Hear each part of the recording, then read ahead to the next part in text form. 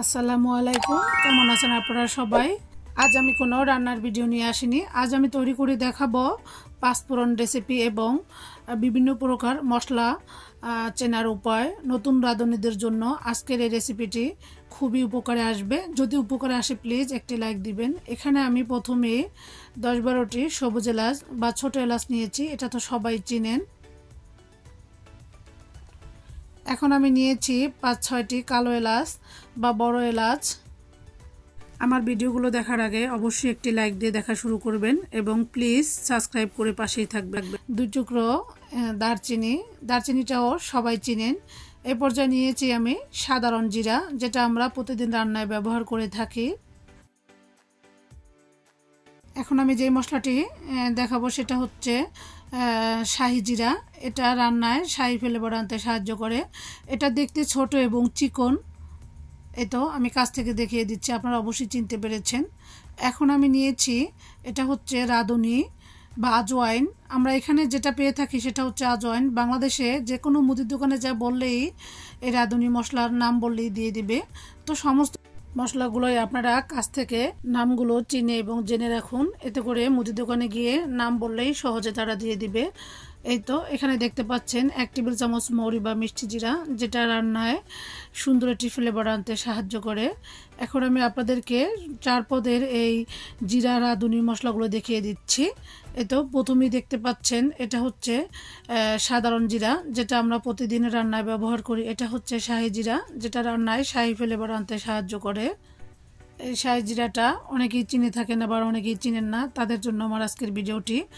এখন যে মশলাগুলো দেখতে পাচ্ছেন এটা হচ্ছে মিষ্টি জিরা বা মৌরি। এটা রান্নায় অনেক বেশি ফ্লেভার আনতে সাহায্য করে। এটা হচ্ছে রাঁধুনি বা আজওয়াইন, এটাও রান্নায় এবং অনেক মশলাই গুরুত্বপূর্ণ একটি মশলা। এখন আমি যেটা দেখাচ্ছি আপনাদেরকে, এটা হচ্ছে কালো গোলমরিচ। এই কালো গোলমরিচটা যে কোনো ফাস্টফুড তৈরিতে এবং রান্নার কাজে খুবই গুরুত্বপূর্ণ একটি মশলা। এখন আমি যে মশলাগুলো দেখাচ্ছি এটা হচ্ছে সাদা গোলমরিচ। এটা কালো গোলমরিচ থেকে ঝাঁঝালোটা একটু কম, তো এটাও রান্নার ক্ষেত্রে আমাদের লাগে প্রয়োজনীয় একটি মশলা। এখানে সবগুলো মশলাই আমাদের প্রতিদিন রান্নার কাজে লাগে। এখন আমি যেটা দেখাচ্ছি একবারে কাছ থেকে, এটা হচ্ছে কাবাব মশলা। দেখতে পাচ্ছেন মশলাটার পাশে একটু ডাটার মতো একটি লাঠি আছে।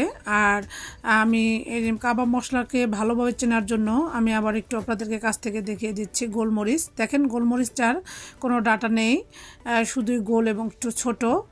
এখন আমি যে মশলাটা দেখাচ্ছি এটা হচ্ছে মেথি। মেথি তো অনেক কাজেই লাগে এবং মশলা তৈরিতেও গুরুত্বপূর্ণ একটি উপাদান। এখন আমি দেখাচ্ছি এটা হচ্ছে ধনিয়ার গোটা। এটা সবাই চিনেন আপনারা। 2টি তেজপাতা, এটাও সবাই চিনেন। এখন দেখাচ্ছি এটা হলো স্টার আনিস বা তারা মশলা। এই মশলাটা স্ট্রং ফ্লেভার থাকে। এখন আমি যে মশলাটা দেখাচ্ছি এটা হচ্ছে জয়ত্রী। এটা খুবই স্ট্রং একটি ফ্লেভার। এখন যেটা দেখাচ্ছি এটা হচ্ছে জয়ফল। এটা উপরে একটি আবরণ থাকে, তো আমি উপরের আবরণটি ফেলে ভিতরের অংশটি আপনাদেরকে দেখালাম।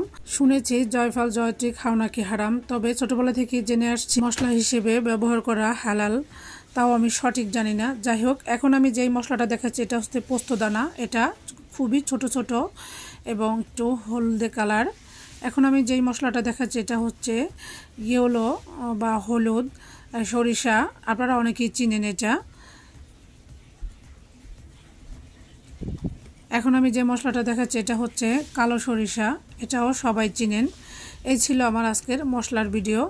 তো আপনারা যারা আমার ভিডিওটি দেখে খুব সহজেই বুঝতে পেরেছেন, তো আলহামদুলিল্লাহ। আর যদি বুঝতে নাই পারেন, আপনারা মুদি দোকানে গিয়ে এই মশলাগুলোর নাম বললেই দিয়ে দিবে, তখন আরও কাছ থেকে খুব ভালোভাবে চিনে নিতে পারবেন।